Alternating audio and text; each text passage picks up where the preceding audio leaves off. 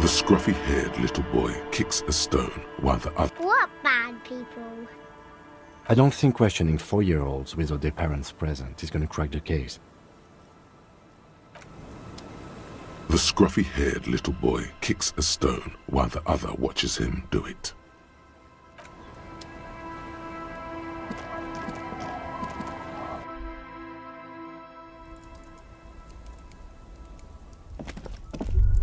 Is that the phasmid? It looks like the phasmid, leaning against the wall. Wait, what if this is the fishing rod situation all over again?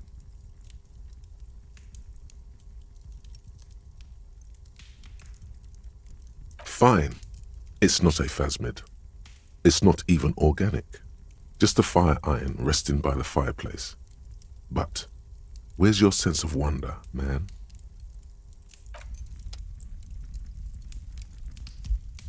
Hello, mister. Yes, I am. Little Lily. You know my mom?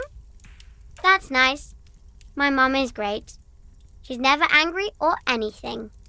Luby. Luby. My mom tells me I'm a big girl, but she doesn't know that I can't say Earl. Or sometimes I can, but then Uller. Kids. Bye!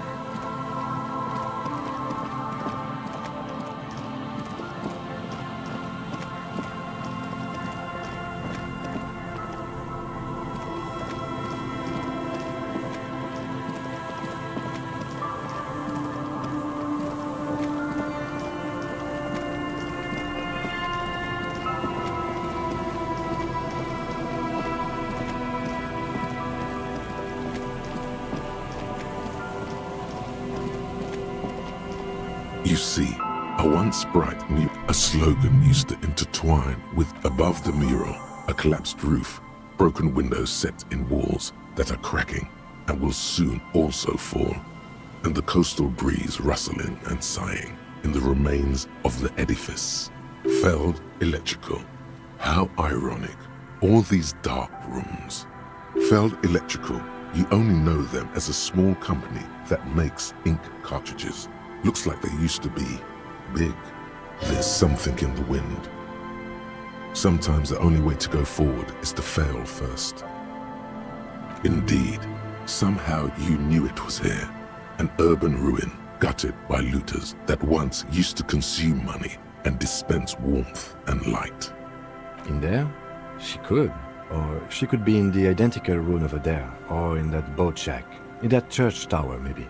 Why single out this one building?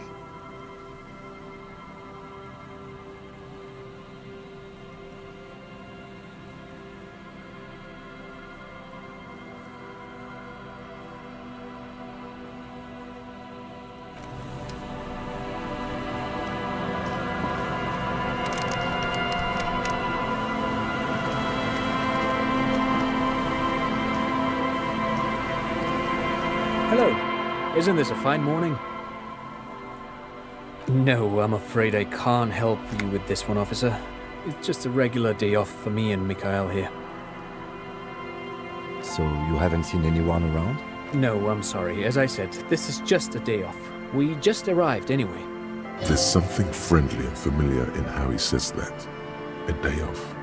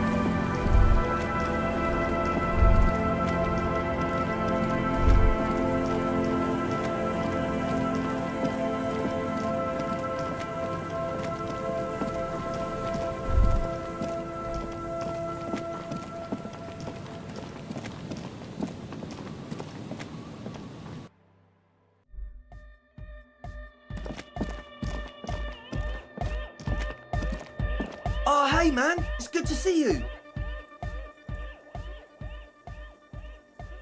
Goodbye, officer.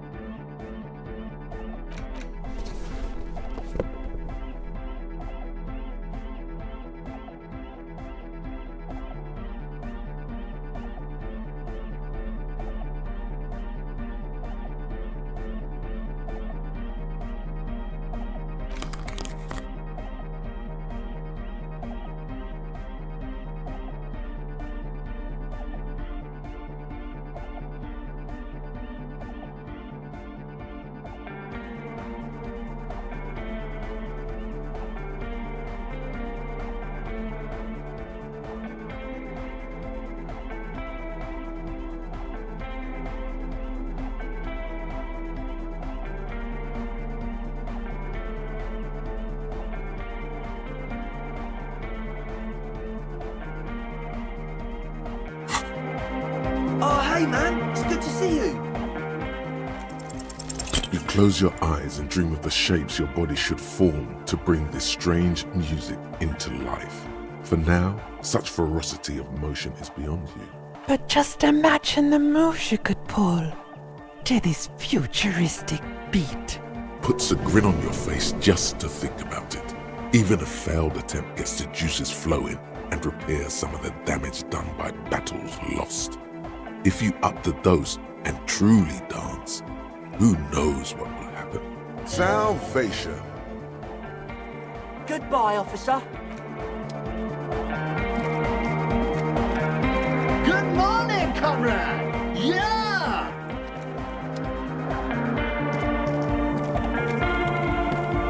Yes, what is it? What? No, no one's suspicious around here.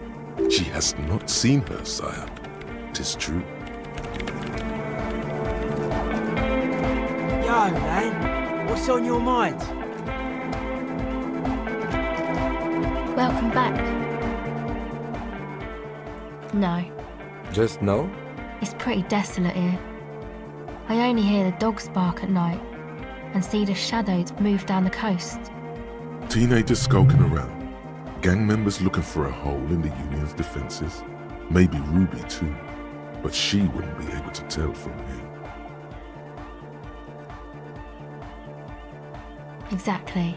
It's our chance to turn the grim desolation into an overwhelmingly fun dance party.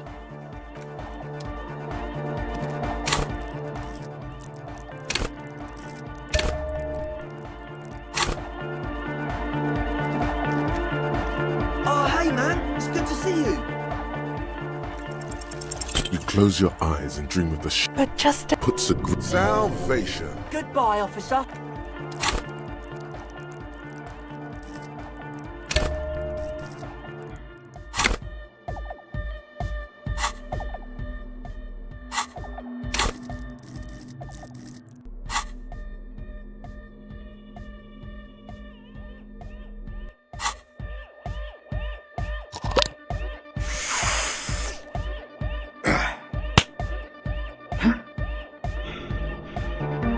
Oh, hey man, it's good to see you.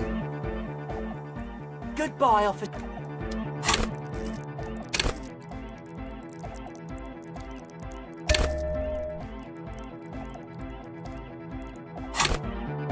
Oh, hey man, it's good to see you.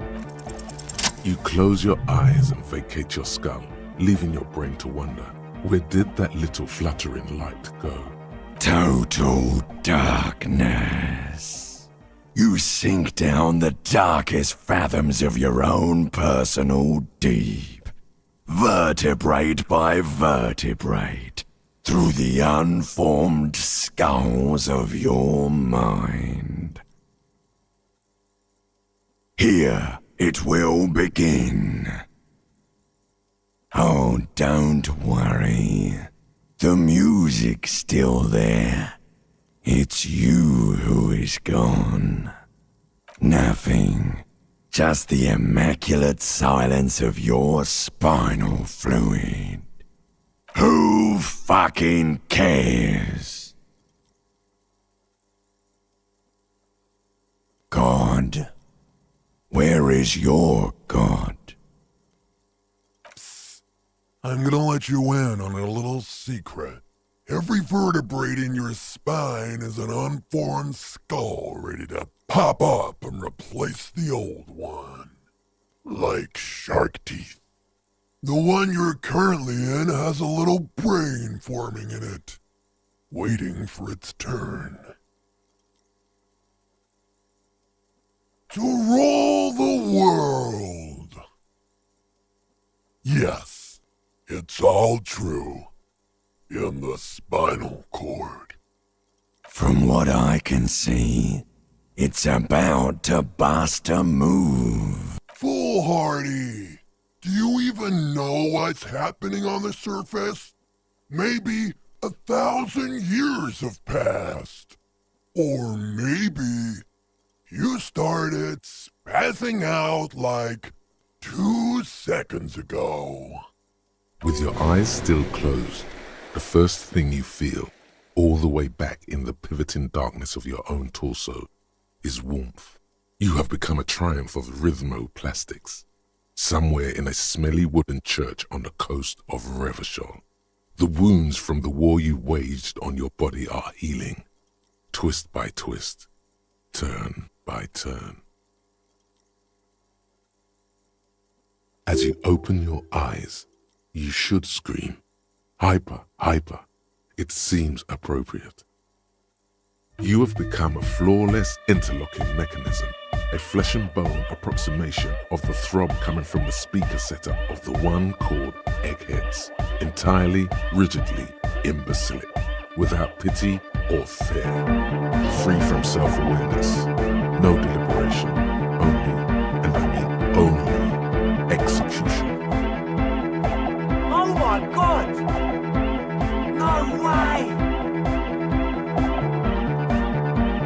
With his reel-to-reel mixer blasting the anthem of a future that will never come, the young man observes your moves for a second. He throws a screwdriver and a bunch of drill chunks into the corner and explodes into dance. What he lacks in sharpness, he more than makes up for in violent enthusiasm. What's going on here? Delinquents. The lieutenant squeezes the bridge of his nose. The light reflects off his glasses, giving him the appearance of a surgeon in the middle of a tense procedure.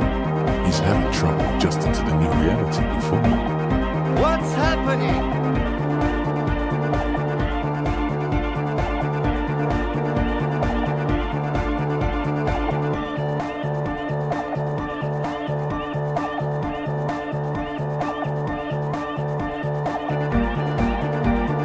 Good for you. Rock on, then. What?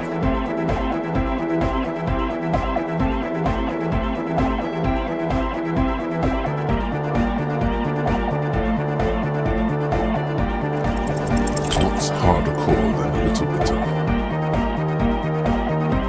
Excuse me, what? No. Stop immediately. Stop dancing and apologize.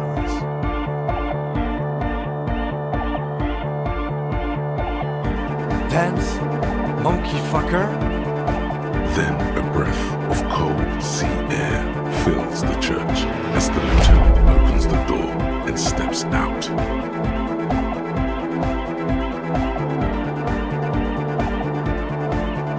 The young man immediately bounces up and down, then assumes the same dance pattern, embellishing it with some sort of waving motion.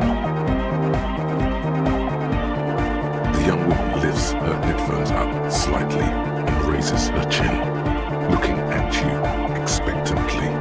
Asil? Aren't you going to dance? No, recording.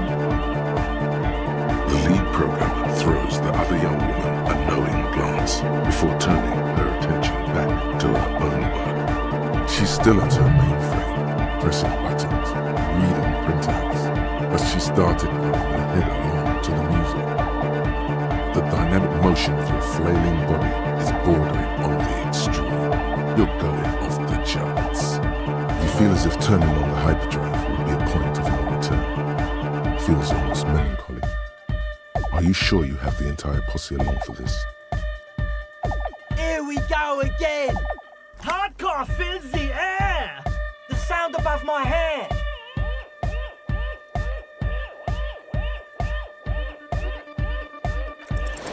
Music pounds through the hall of an old stave church on the coast of Martinaise. Several figures are lost in the beats, their bodies pulled this way and that by sound. One of them, an officer of the RCM, suddenly stops. He appears disoriented, then starts shaking violently, no longer in rhythm with the music. The beats that you had all fired up just a moment ago seem overwhelming. They shift and multiply like pieces of colored glass in a kaleidoscope. You're gripped by panic, alongside a dizzying feeling of deja vu. Then everything goes silent. Could be. It was almost like the utter unpleasantness of the experience was breaking through the barrier of your recent memory loss. Maybe your memory loss was caused by something like this. Not sure, but it's definitely not a normal dance floor experience. There's something seriously wrong with you, brah. You'll lay here in complete darkness for a while, far away from everything and everyone. Then consciousness will slowly begin to return. It won't be fun, but you already know. It really is. Oh, there you are, man. Don't worry. I've seen this happen before to people partying too hard. You're dehydrated and all. Don't know what happened between you guys, but it was not cool. You should go out and talk to him. Give him a moment. See, this is why you need distilled water. When exactly did you lose consciousness? When you started shaking or when you were already on the ground? 30 minutes or so. Nah, you just raved too hard. The beat gets so hard, you know, and you were rolling super hard on it. It did look like you short-circuited. Yeah, sounds like a seizure. And you probably had a more massive one a few days back. But all kinds of things could be wrong with you at this point. You've known that much all along. Meanwhile, you still have a killer to catch.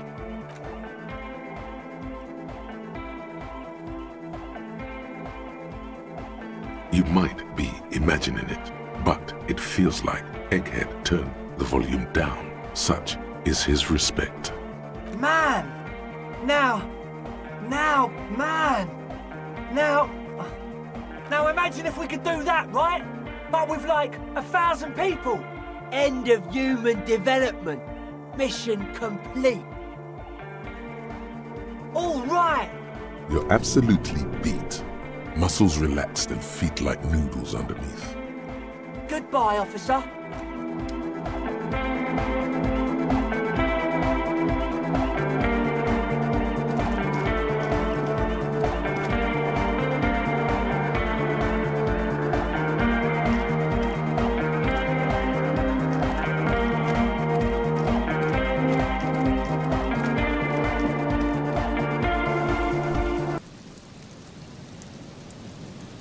It's colder outside than you were expecting. You see the lieutenant standing there, a small cloud of white escaping from his mouth. He turns to you, but says nothing. He's waiting to see what you do. For God's sake, say you fucked up, please. You think? Yes. And? The lieutenant stares impassively. Let me ask you something. What do you see when you look at me?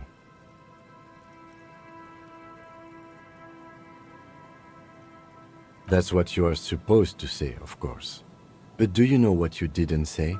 Reva Cholian. I don't suppose anyone ever questions whether you belong here. Whatever your faults, you're a solid detective. You're obviously Revacholian. I was born here. I grew up here. It's the only home I've ever known. And there's a good chance I'll die in the line of duty here, too. But to most of my countrymen, I will always be some monkey fucker. Yes, it does. The lieutenant's not comfortable talking about himself so openly. He's eager to change the subject. In any case, I have some personal matters I'd like to get in order. If you don't object, I'm going to leave the rest of the day's investigation to you. Try not to break anything while I'm gone. I'll see you in the morning, Detective.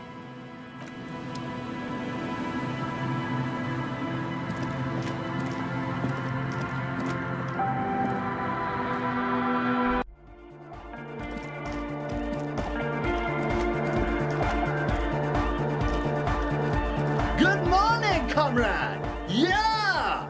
Harder car!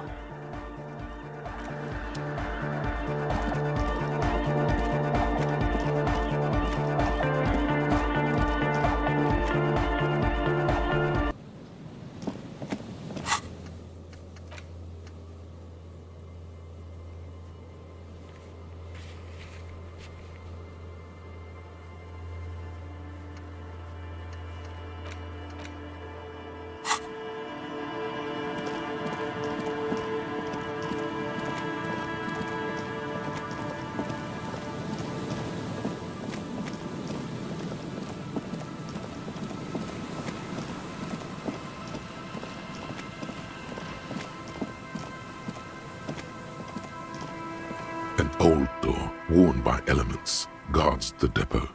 The wind has blown a sand dune in front of it. The door hasn't been opened in a long while. You see a handle. The concrete structure looks military in origin, over half a century old at least, but sturdily built.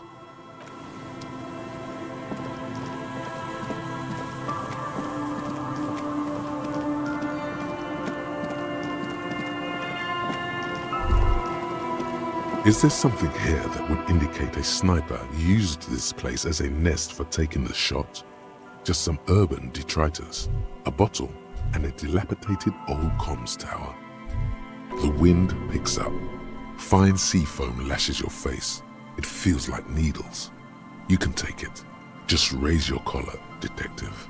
In the distance you can hear the breakers roar.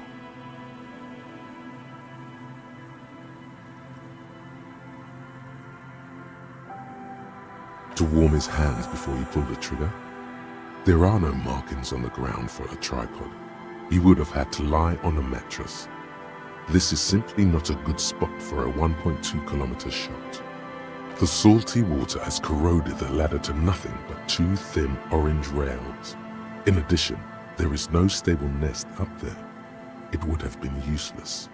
It does look extremely rickety and wouldn't help much either. A smoking assailant who favors Timotiri to Austria or Duhan, cigarette butts are part of the campfire set. They're also everywhere. Still, you felt it was important enough to make a mental note. That means something. There, 1.2 kilometers over the cold water of the bay, blue from the distance and the air, you see the smallest rectangle, barely visible. The light is off on the third floor of the Whirling in Rags. The young woman is gone in precinct 57. Safe, closed off. Her form no longer moves behind the glass there.